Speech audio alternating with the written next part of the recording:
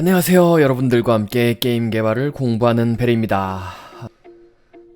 보자. 오늘 할 내용, 가독성을 위한 코딩 스타일, 읽기 좋은 코드를 만들려면 어떻게 해야 되나 하는 내용이죠.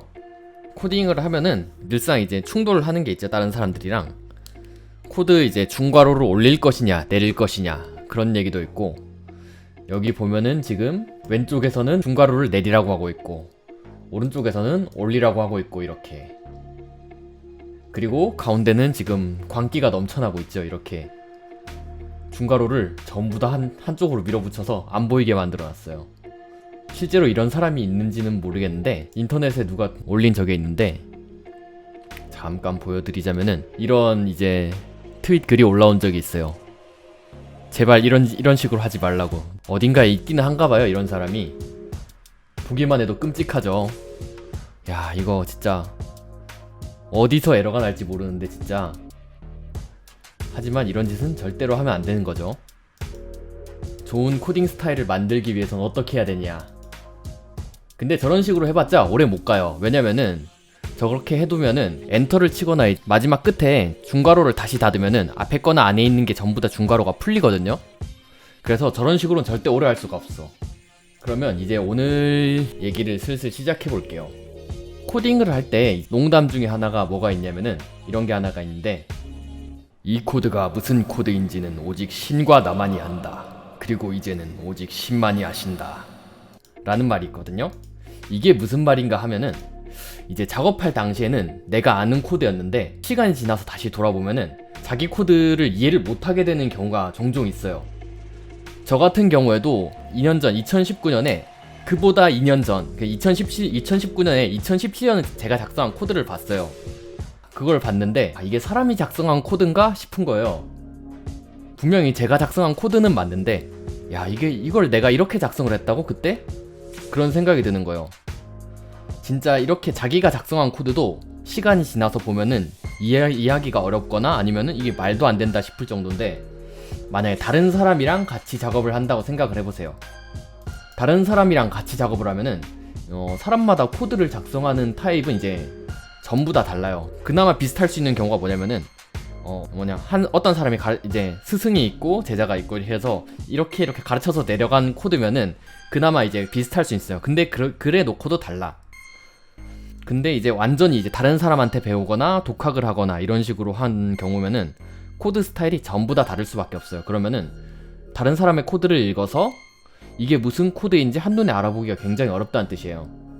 특히 이제 혼자서 프로그래밍 공부하던 사람이 다른 학생이랑 조별 프로그래밍 과제를 해야 되거나 아니면 다른 개발자랑 협업을 해야 되거나 이러면은 자기가 평소에 짜던 거랑 다른 코드 스타일을 딱 만나게 되면은 그 코드를 보자마자 막 눈동자가 떨려요. 막 이제 동공지진이 일어나는 거죠, 한마디로.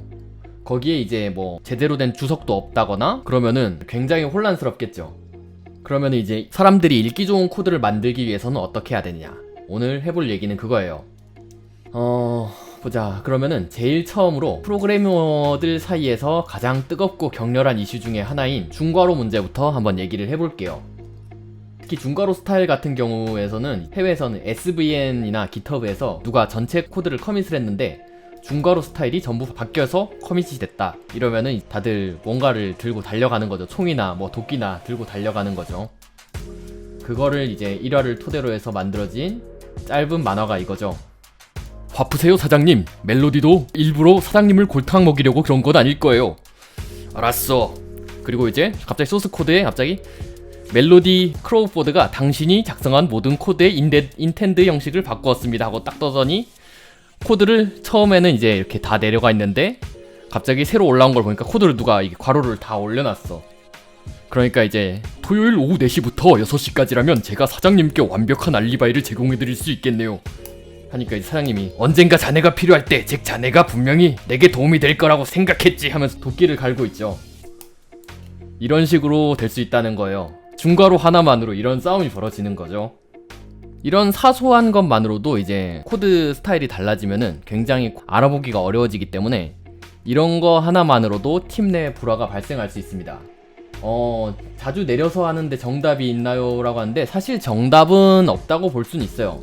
근데 한번 이제 쭉 계속 얘기를 해볼게요. 이 부분 같은 경우에는 이제 말했다시피 이 중괄호 스타일은 두 가지 타입으로 주로 나누어지죠. 할 때마다 이제 브래킷을 내리는, 이제 중괄호를 내려서 치는, 이렇게 한 줄 한 줄 내려서 치는 타입이랑 이런 식으로 붙여서 올려 붙이는 타입이 있죠. 이렇게 나눠지는데, 이렇게 중괄호를 내리는 스타일 같은 경우에는 이제 줄 수는 늘어나지만 일단은 코드 블록의 시작과 끝을 명확하게 알 수 있다는 장점이 있고, 옆으로 붙이는 타입 같은 경우는 이제 저 같은 경우 이거를 주로 C샵이나 C++ 이쪽을 많이 하다 보니까는 이렇게 올리는 쪽보다는 내리는 쪽을 더 많이 봐요. 이런 경우는 주로 책에서 많이 봤고, 왜냐면 책 같은 경우에는 그 페이지를 줄여야 되잖아요. 페이지를 줄여야 되니까 코드를 한 줄이라도 내렸으면은 페이지량이 훨씬 늘어나죠. 그것 때문에 올려 붙이는 건 봤는데, 일단 C샵이나 C++ 관련해서는 주로 이제 내려 쓰는 걸 많이 봤어요. 그래서 근데 이렇게 올려 쓰는 경우에는 이제 코드가 짧아져서 코드가 한눈에 들어온다는 장점이 있죠. 좀 더. 사실 이 문제 같은 경우에는 이제 어떤 것이 옳다라고는 명확하게 말씀을 드릴 수는 없어요. 왜냐면은 자기마다 이제 스타일이 다 있는 법인데, 이게 제일 나쁜 경우, 아까 널님이 말씀하신 이제 정답은 없지만 오답은 있는 경우, 그 오답이 뭐냐면은 이 두 가지를 섞어서 쓰는 거예요. 어디서는 내려서 쓰고 어디서는 올려서 쓰고, 코드에 일관성이 없는 거죠. 한마디로 이걸 두 가지를 섞어서 쓰는 경우에는 코드 개발자들이 항상 내려서 쓰는 사람이 있고 항상 올려서 쓰는 사람이 있다고 할 때, 그거를 섞어서 쓰는 사람이 생기면은 어떻게 되냐면은 내려서 쓰는 사람 같은 경우에는 이거를 봐요. 코드 시작할 때 이거랑 끝날 때 이거를 보기 때문에 어디서 시작했는지 어디서 끝난지를 알아야 된단 말이에요. 근데 이걸 섞어서 쓰는 사람이 생기면은 이렇게 쭉 내려가다가 어느 순간 이렇게 붙여놔 버리면은 이 파트만 보기 때문에 어디서 시작했는지를 모르게 되는 거예요. 이런 식으로. 그렇기 때문에 이렇게 섞어서 쓰면 안 돼요. 아예 내려서 쓸 거면 아예 내려서 쓰고, 아예 올려서 쓸 거면 아예 올려서 써야 돼요. 그래서 이렇게 자주 이런 문제가 자주 발생하면은 반복문 내부에다가 코드를 써야 되는데 실수로 바깥에 써버린다던가 하는 경우가 생길 수가 있어요. 그래서 이걸 섞어서 써버리게 되면 내려서 쓰는 사람이랑 올려서 쓰는 사람 둘 다 고통받는 거예요. 그렇기 때문에 이 중괄호 스타일 문제는 사실상 팀 내부에 다수를 차지하는 파의 스타일을 따라가던지, 아니면 프로젝트 관리자가 익숙한 스타일을 따라가던가, 아니면은 아예 그 해당 언어 있잖아요. 뭐 C샵이면 C샵, 파이썬이면 파이썬, 자바스크립트면 자바스크립트, 그 언어에서 기본적으로 사용되는 스타일을 쓰는 게 좋아요. 특히 이제 자바스크립트 같은 경우는 이렇게 주로 올려서 쓰고, C++이나 C샵 같은 경우는 주로 내려서 쓰는 걸로 알고 있어요. 왜냐면은 해보면은 이렇게 자동으로 내려오잖아요. 만약에 이거를 딱 이렇게 붙여서 썼는데 중괄호를 다시 쳤어. 그럼 내려왔죠. 그러면은 C샵은 원래 내려서 쓰는 거라는 거예요, 일반적으로. 근데 아마 자바스크립트 같은 그 스크립트 에디터에서 이런 식으로 이렇게 내려와 있는데 이렇게 한 번 더 쓰면은, 아마 자바스크립트 쪽 스크립트 에디터에서는 얘가 아마 이런 식으로 자동으로 올라갈 거예요. 이런 방식에 맞춰서 쓰는 게 맞고, 한마디로 다시 정리하자면은 이제 그 언어에서 추천하는 방식, 아니면은 그 팀 내에서 일반적으로 다수를 차지하는 스타일, 아니면은 프로젝트 관리자한테 익숙한 스타일, 누군가 정해준 스타일대로 팀 내 규칙을 따라서 가는 게 제일 중요하다. 이제 중괄호 스타일은 어느 쪽으로 따라가야 되는지 대충은 아시겠죠? 물론 저 같은 경우에는 괄호를 내리는 쪽을 선호를 합니다. 저한테 굉장히 익숙한 스타일이고요. 예전 같은 경우에는 저도 이제 같이 프로젝트 하는데 괄호 올려서 쓰고 그러면은 막 괄호 내리라고 이러면서 이제 막 그랬거든요. 근데 이제 그 정도까지는 아니고, 이제 팀 내 다수를 선택하고 그런 식으로 가야죠. 일단 통일을 해야 된다. 인터넷 여기저기서 코드를 주워서 쓰다 보면은 이게 중괄호 스타일이 섞일 수는 있는데, 그런 경우에도 저는 이제 정리를 해요. 한 번씩 눈에 거슬리는 부분이 생기면은. 근데 웬만해서는 특히 이제 에셋 스토어에서 코드 같은 거 이제 에셋 가끔 봤잖아요. 그런 에셋에서도 이제 막 중괄호 올라가 있는 스타일이 있긴 한데, 에셋은 좀 신경을 안 써도 되는 부분이 뭐냐면은 내가 코드를 가져다 쓰는 거고 그 내부 코드는 볼 필요가 없는 경우가 많거든요. 그런 코드는 솔직히 신경을 안 쓰고 쓰긴 하는데, 한 번에 정렬해주는 단축키 있긴 할 것 같은데, 한번 찾아봐야겠는데? 뭔가 있긴 할 것 같거든요, 단축키가. 컨트롤 KD를 쓰면 된다고 하네요. 컨트롤 KD, 이런 식으로 자동으로 정리가 되죠. 컨트롤 KD를 쓰면은 자동으로 정리가 된다. 비주얼 스튜디오에서는 이렇게 좀 여러가지 이제 키를 조합해서 쓰는 게 많죠. 이제 주석 같은 경우에도 컨트롤 KC, 컨트롤 KU 하면은 주석 처리가 되고 사라지고 하는 게 많죠. 그 다음 괄호에 대해서 얘기해볼 두 번째 부분은 뭐냐면은 이거예요. 조건문 내부에 코드가 딱 한 줄일 때 중괄호를 생략하는 스타일. 이거 같은 경우에도 이제 이런 식으로 쓰는 사람 많죠. 코드가 안에 한 줄이면은 중괄호를 이런 식으로 생략을 해버리고 안 쓰는 사람들이 굉장히 많아요. 이거 같은 경우 이제 컴파일러는 조건문 내부에 코드가 한 줄일 때 중괄호를 생략하는 걸 허용을 하거든요. 앞에 이제 중괄호 올리고 내리고 이러는 거는 취향에 따라서 갈리는 거라서 팀 규칙에 따라 정해진 스타일을 따라가는 걸 권하는데, 저 같은 경우에는 중괄호를 생략하는 거를 반드시 피하라고 말씀드리고 싶어요. 이 판단의 근거는 뭐냐면은 조건문을 치면서 중괄호를 2번 안 치고 라인 2줄을 아꼈다, 코드 치는 속도가 더 빠르다라는 이런 자그마한 이점이 있긴 한데, 이게 이런 이점을 취하자고 중괄호를 생략하는 거에 비해서 중괄호를 생략했을 때 발생하는 리스크가 훨씬 커요. 이런 스타일 이제 사용하면은 만약에 여기에다가 코드를 추가해야 된다고 생각해보세요. 이렇게 작성해놓고 코드를 추가해야 되면은 결국 이렇게 코드 치고 위로 옮기고 정리하고 이런 식으로 추가 작업을 또 해줘야 된단 말이에요. 이런 식으로 결국 언젠가는 추가하게 돼 있죠. 거기다가 이제 이 와중에 뭐냐면은 이런 식으로 추가 작업, 이런 식으로 실수로 이런 식으로 그냥 중괄호 추가하는 걸 깜빡하고 이렇게 해버리면은 이 조건이 안 됐는데도 이 코드가 무조건 실행돼 버리는 이런 버그가 발생할 수가 있죠. 이 문제는 이제 신텍스 에러가 아니라 이제 논리적인 버그를 발생시키기 때문에 나중에 이제 잡아내기도 어렵고, 이 코드 조건에 따라서 실행돼야 되는데 이 조건이 안 됐는데 왜 실행이 됐지라고 하면은 결국 이제 찾기 어려운 버그가 돼버리는 거예요. 이런 식으로. 특히 이제 사람들은 무언가 문제를 찾을 때 자기가 당연한 곳에서 실수하지 않을 것이라는 이제 가정을 하는 경향이 굉장히 강하기 때문에, 이런 식의 문제를 찾으려면은 코드를 훑는 와중에 간단한 실수 같은 경우에는 그냥 훑어보고 지나가는 경우가 굉장히 많거든요. 그리고 이제 문제를 찾다가 코드를 진짜 한 줄씩 쳐다보면서 검토할 때야 그때 발견할 수 있거든요. 이런 식의 문제는. 그렇기 때문에 이런 식으로 한 줄 안에 들어가는 조건문이나 뭐 반복문일 때라도 저는 이렇게 반드시 괄호를 쳐라, 이런 식으로 말씀드리고 싶어요. 이 부분 같은 경우에는. 물론 그 한 줄 조건문 칠 때 만약에 얘가 bool 타입의 반환형을 받을 때, bool 타입이 아니라 그냥 void더라도 만약에 어떤 조건이 안 됐을 때 함수를 바로 종료해야 될 때 있죠. 이런 식이 있을 수 있죠. is condition, 만약에 컨디션이 만족을 못했으면은 리턴해버려라, 함수를 종료해버려라, 이런 식으로 한 줄짜리 코드가 들어갈 수 있죠. 이 부분 같은 경우에는 이런 식으로는 쓸 수 있어요.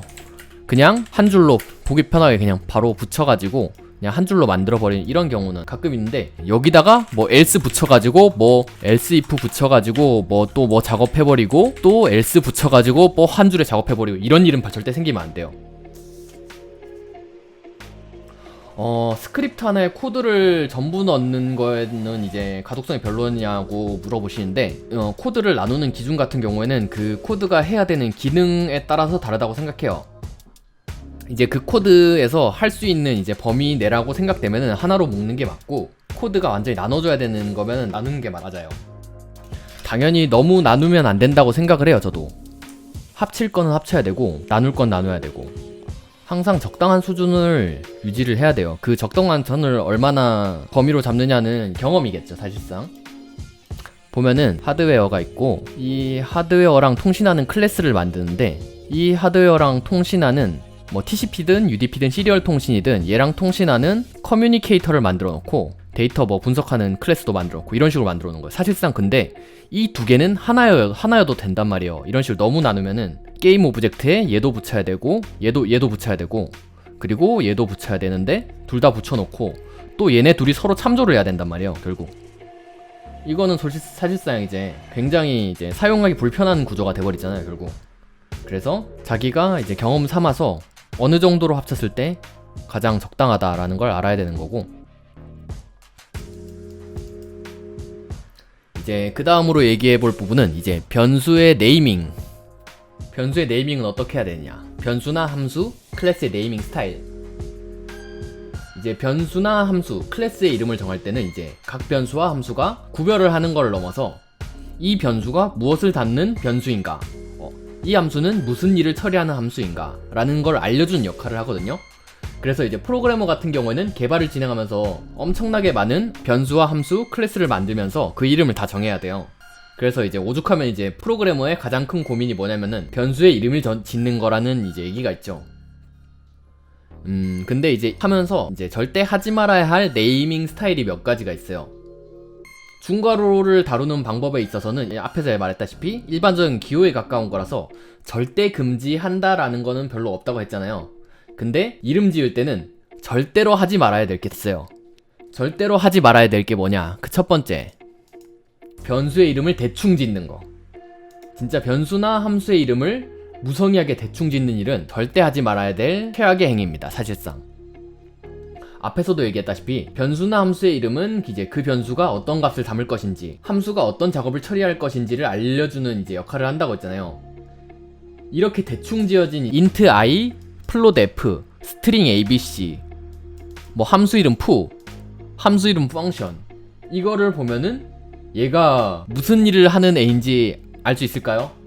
당연히 알 수 없겠죠. 이거를 이렇게 대충 지어진 이름들은 이제 이것들이 어떤 역할을 할 것인지 명확하게 알 수 없게 만들기 때문에 코드의 흐름을 파악하기 어려워지고, 이렇게 변수 이름을 지었는데 주석을 제대로 달았을 리는 사실상 없겠죠. 그래서 이제 나중에 그 코드를 작성한 본인이라고 하더라도 시간이 지나고 나면은 코드의 흐름을 까먹어서 얘가 무슨 역할을 하는지, 아니 나중에 가면 자기도 몰라요. 이거는 나중에 다시 보잖아요. 얘가 무슨 역할을 하는 변수지? 무슨 역할을 하는 함수지? 절대 알 수 없어요. 나중에 되면은 1개월 후에 나와 현재의 나, 그리고 1개월 전에 나는 전부 다 다른 사람이에요. 이런 식으로 int i, int j, float f가 허용되는 곳은 반복문의 인덱스로 사용되는 곳 뿐이에요. 이런 식으로 코드를 작성하면 이제 코드 유지 보수가 진짜 어려워지는 거고, 책 중에 진짜 명도서가 하나 있었는데 이거는 꼭 한번 읽어보세요, 다들. 얘 같은 경우 무료로 공개된 책이거든요. 코드 유지보수 관련해서 최고의 명저서입니다. 유지보수하기 어렵게 코딩하는 방법, 평생 개발자로 먹고 살 수 있다. 이 책에서는 코드 유지보수하기 어렵게 만드는 그런 방법에 대한 이제 모든 게 담겨있는 책이에요. 진짜 이 책 보고 이 책에 진짜 반대로만 하면은 유지보수 관련해서 굉장히 많은 걸 알 수 있는 책이에요. 무료 공개된 이북이니까 다들 한 번씩 꼭 보시고요. 그리고 이제 그 다음으로 지향해야 되는 거, 혼란스러운 이름. 사람을 혼란스럽게 하는 이름을 피해야 돼요. 특히 이제 부울 타입 같은 논리 변수에서는 이런 혼란이 굉장히 일어나기 쉬워요. 이 혼란이 쉽게 발생하는 경우가 뭐냐면은 논리 변수로 부정을 정의하는 경우. 자, 이 부울 변수 같은 경우에는 is can't move 라고 돼 있죠. 즉 이제 움직이지 못하는가? 라고 얘기하는데, 아래에서 보시면은, 아래 함수에서 보시면 is can't move, if is can't move, 그리고 if, 그리고 not is can't move죠. 이거를 해석해보면은 여기서는 움직이지 못하는가 이고, 여기서는 움직이지 못하지 않는가. 말이 복잡하죠 벌써. 사람에 따라서 이걸 헷갈릴 수가 있어요. 당연히 움직이지 못하는가 하면은 일을 처리하고, 움직이지 못하지 않는가 하면 일 처리하고, 이런 식으로 헷갈리게 만들어 놓으면 안 돼요. 좀 더 알아보기 쉽게 is can't move 보다는 제가 자주 쓰죠. is movable, if is movable, 움직일 수 있는 상태면, is 그리고 not is movable, 움직이지 못하는 상태면 일을 처리해라. 말이 훨씬 간단해졌죠. 이런 식으로 훨씬 사람들이 헷갈리지 않는 방식으로 변수의 이름을 정해라. 그리고 부울 변수에서는 부정하는 방식으로 네이밍을 하지 마라. is filled와 is empty 같은 경우에는 서로 부정이라기보단 그냥 단어상 이제 반대 개념이죠. 채워져 있느냐를 중심으로 생각해야 되면 is filled로 하는 게 맞고, 비어 있느냐를 먼저 중심으로 생각해야 되면은 is empty가 맞고, is not filled, is not empty 이런 식으로 쓰지 말라는 거죠. is filled면 is filled고 is empty면 is empty, 그 둘 중에 하나를 그냥 선택해서 쓰세요. 이중 부정을 쓰지 말고.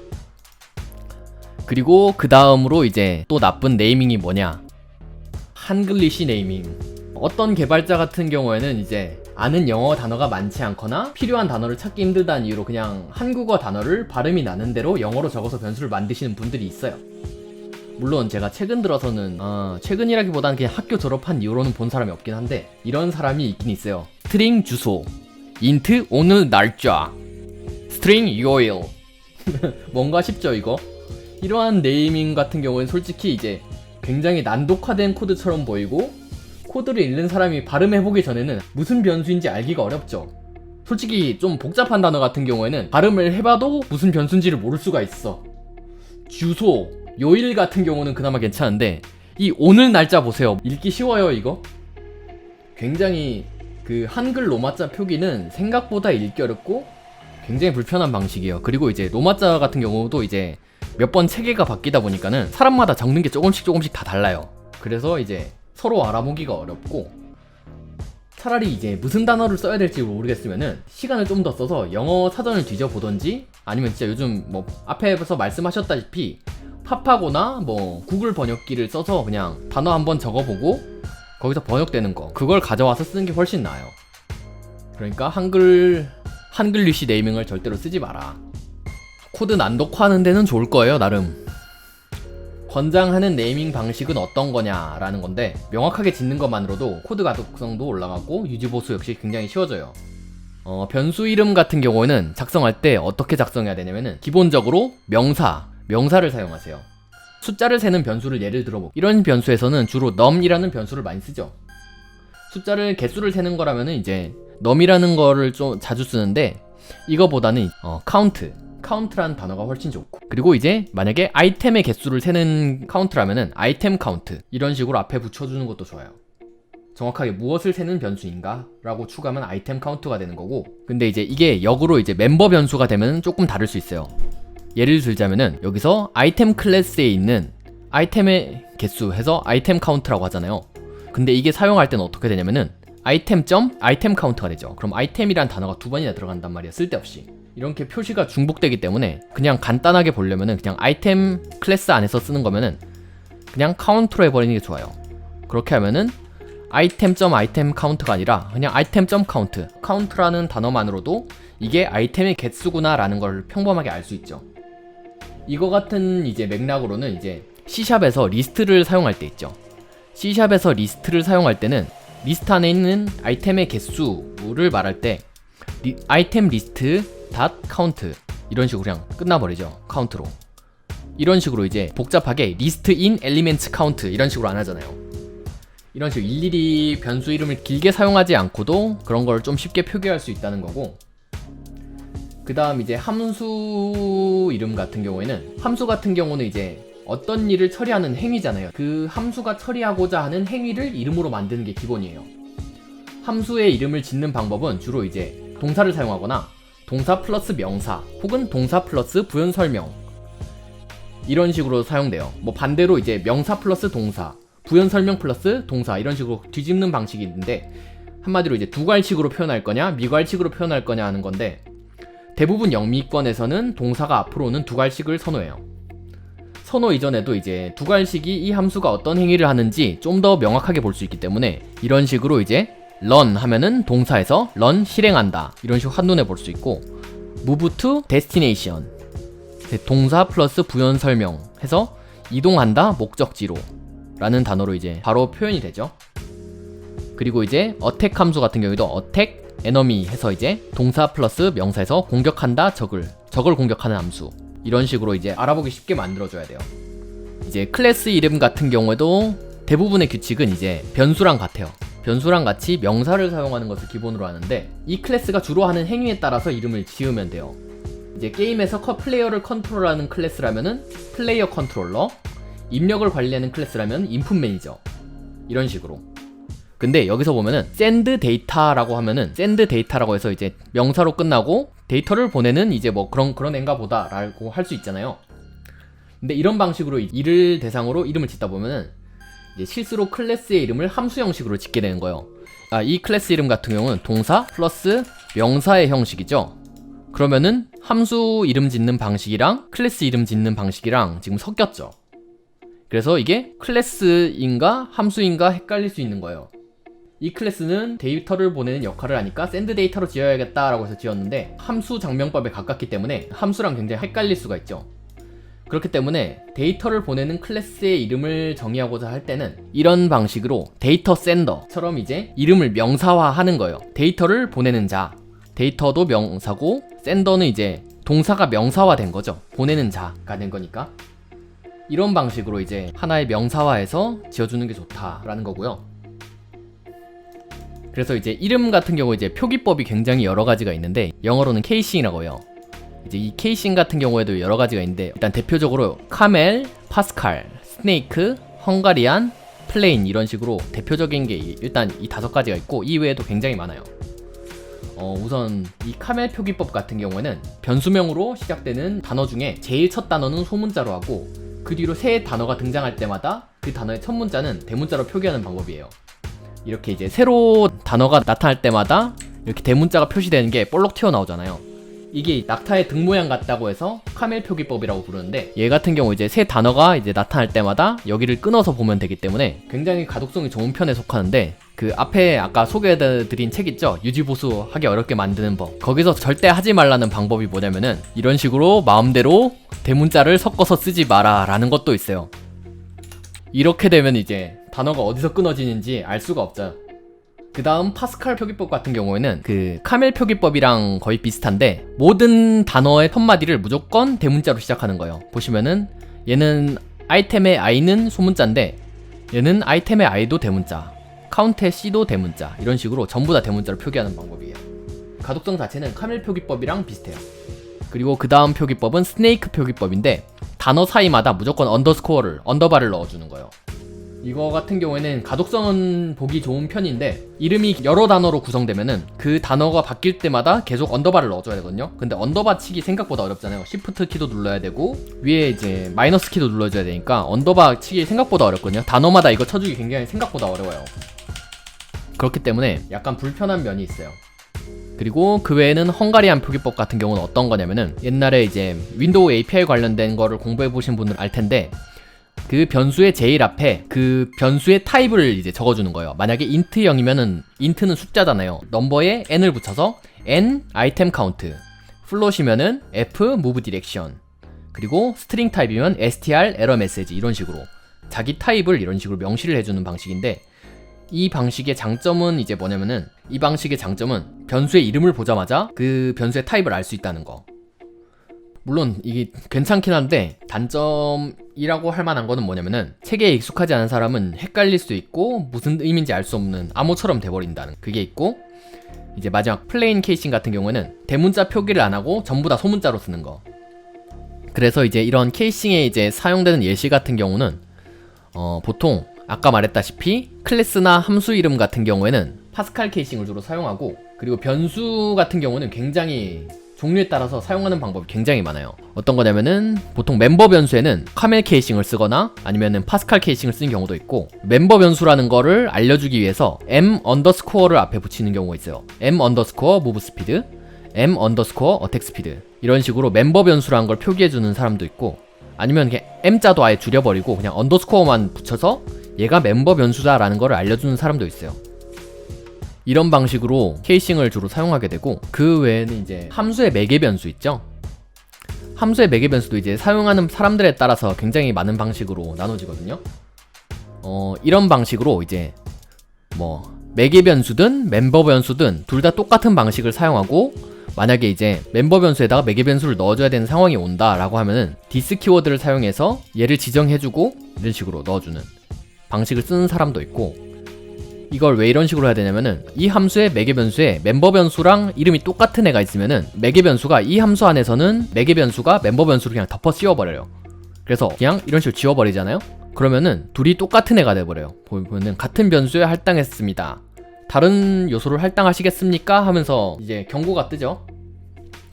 그렇기 때문에 이걸 덮어 씌워서 누가 누구를 부르는지 알 수 없게 되기 때문에, 이런 식으로 디스를 쳐서 얘는 멤버 변수에다가 넣을 거야 라는 거를 알려줘야 되기 때문에 이런 방식으로 이제 명시를 해줘야 되고요. 이 방식 같은 경우에는, 두 번째 방식 같은 경우에는 멤버 변수에는 카멜 케이싱을 쓰고 매개 변수에는 이제 플레인 케이싱을 쓰는 경우 방식이 있고, 그럼 얘네 둘이 헷갈릴 일은 없죠. 그리고 세 번째 방식 같은 경우는 여긴 카멜 케이싱을 쓰고 여기는 앞에 언더스코어를 붙여줘서 얘는 매개 변수다 라는 걸 표시해주는 방법도 있고, 아까 앞에서 봤던 것처럼 여기서는 이제 앞에 멤버 변수에는 m 언더스코어를 붙여서 얘는 멤버 변수다 라는 걸 표시해주고, 그리고 여기서는 그냥 카멜 케이싱을 쓰고, 그리고 또 다른 방식으로는 여기는 멤버 변수다, 여기는 매개 변수 아규먼트다 라는 걸 표시하는 방법도 있고, 아니면 여기선 그냥 아예 여기다가 언더스코어를 붙이고 여기는 카멜 케이싱을 쓰고. 이제 그 외에는 이제 함수 내에서 지역 변수로 선언하는 임시 변수가 있는데, 임시 변수 같은 경우에는 그 케이싱을 별로 따지지 않고 그냥 편한 대로 쓰는 방식이야, 대부분. 그러면 다음 내용으로 이제 주석에 대해서 얘기해 볼 텐데, 보통 프로그래밍 처음 배울 때 다들 주석을 이제 습관적으로 달도록 배우는 경우가 굉장히 많죠. 보통 이제 습관적으로 이제 주석을 달아라 이런 식으로 배우는데 오히려 이제 과하게 주석을 달면은 가독성을 해치기도 해요. 어떻게 되냐면은 주석을 이런 식으로 모든 부분에 일일이 다는 거예요. 이 함수는 뭐 아이템 리스트 길이만큼 순회할 거야. 반복마다 i에 1을 더한다. 이번 반복 횟수에 아이템을 가져온다. 아이템 타입이 장비라면 이런 식으로 일일이 주석을 다는 거예요. 이런 식으로 이 예시를 보면은 한눈에 훑어보기만 해도 무슨 코드인지 알 것 같은 코드인데 매 라인마다 주석을 달아두니까 오히려 읽기가 어려워지죠. 주석을 다는 습관 자체는 좋은 건데 너무 불필요한 주석까지 일일이 달아버리면은 오히려 안 좋다고 말씀드려야겠어. 저는 보시면은 이거 주석 다 지우고 봐도 무슨 코드인지 훨씬 보기 쉽죠. 이게 보면은 그냥 아이템 리스트를 카운트만큼 반복하고 있고 가져와서 장비라면은 내구도에 0.9를 곱해줘서 줄이고 있고 한눈에 알 수 있잖아요. 주석 같은 경우에는 보통 언제 달아야 되냐면은 코드 이제 최적화 작업을 하면서 로직을 한눈에 읽는 게 불가능해져서 어떤 방식으로 코드가 동작하는지를 설명하기 위해서 코드를 추가하는 거랑 뭐 다른 사람이랑 협업할 때 해당 지점에서 어떤 작업을 해야 되는지 투두 같은 걸 작성하는 경우 아니면은 이제 해당 코드를 수정할 때 다른 작업자가 어떤 작업에 이제 주의를 해서 여기에서 코드 작업을 해야 되는지 이런 식으로 경고를 남길 때 한정으로 이제 사용하는 게 좋아요. 보통은.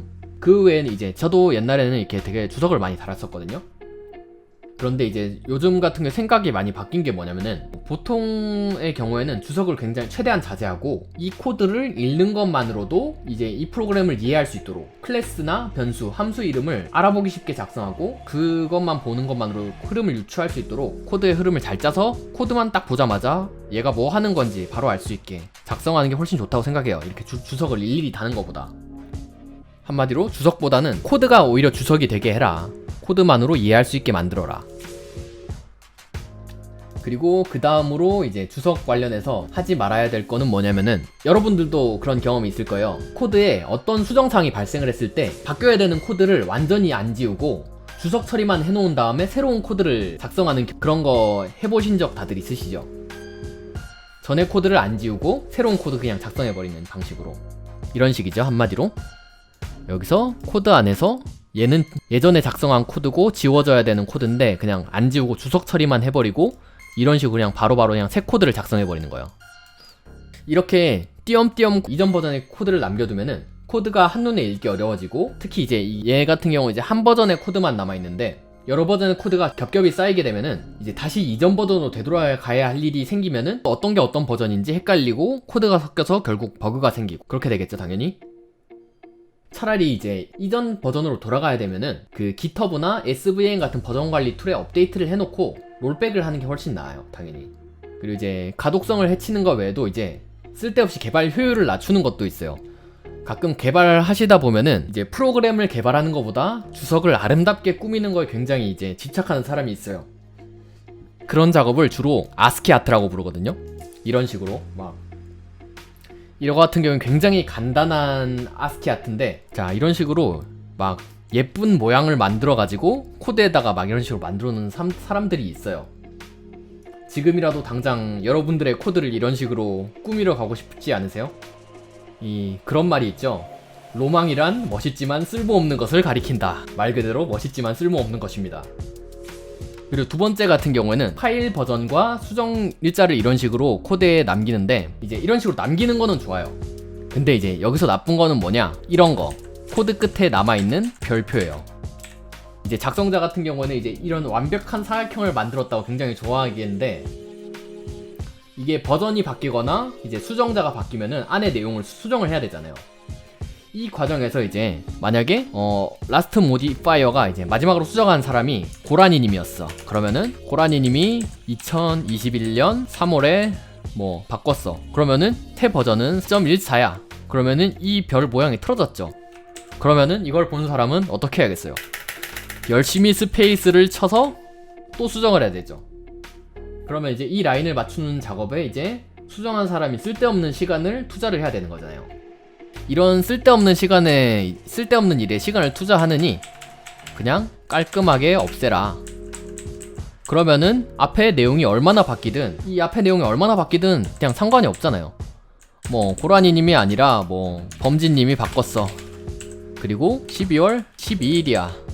그리고 새 버전은 3.15야. 어떻게 바뀌어도 상관이 없잖아요. 이런 식으로 이제 쓸데없는 일을 만들지 말라.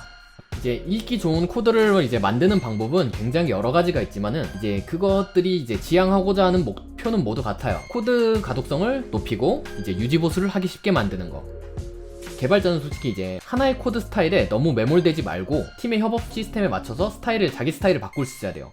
그러면서 실수를 최대한 줄일 수 있는 스타일을 만드는 거. 한마디로 이제 굉장히 가독성을 유지를 해라 라는 거죠. 이거를 계속 꾸준히 코딩을 하다 보면은 어느샌가 이제 자기 스타일이 완성되고 나면은 코드를 대충 쳐도 그 스타일이 유지가 돼요. 어느 정도는. 일단은 오늘 대충 일단 준비한 얘기 자체는 이게 거의 전부라고 보시면 될 것 같아요.